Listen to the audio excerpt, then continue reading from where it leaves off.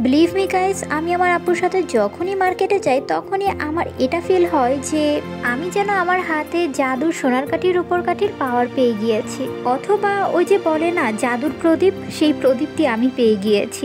আসলে আপুর সাথে যখনই মার্কেটে যাই তখনই আমার আর টাকার চিন্তা করতেই হয় না। আনলিমিটেড শপিং করতে পারি, যা মন চায় তাই শপিং করতে পারি। যদিও আমি কখনোই বলি না, আপুই সারাক্ষণ আমাকে বলতে থাকে কি নিবি, কি লাগবে তোর, কোন জিনিসটা চাই আমাকে বল, আজকেই কিন্তু সুযোগ। আর সুযোগ কিন্তু বারবার আসে না, একবারই আসে, আর সেই সুযোগটিকে কাজেও লাগাতে হয়। এমন এমন কিছু কথা বলে থাকে। মাঝে মধ্যে তো আমি কনফিউজড হয়ে যাই যে কে কার টাকা ভাঙছে, আমি আপুর টাকা ভাঙছি নাকি আপু আমার টাকা ভাঙছে। মানে এত পরিমাণে আমাকে শপিং করার জন্য জোর করতে থাকে।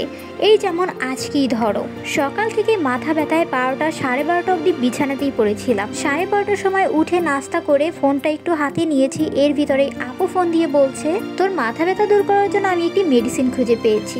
আমি একটু অবাক হয়ে আপুকে জিজ্ঞাসা করলাম কি। আপু বললো চল আমরা শপিংয়ে যাই। শপিংয়ের কথা বললে তো তখন আর ঠিক থাকি না, তাই ঝটপট রেডি হয়ে আপুর সাথে বেরিয়ে পড়লাম মার্কেটের উদ্দেশ্যে।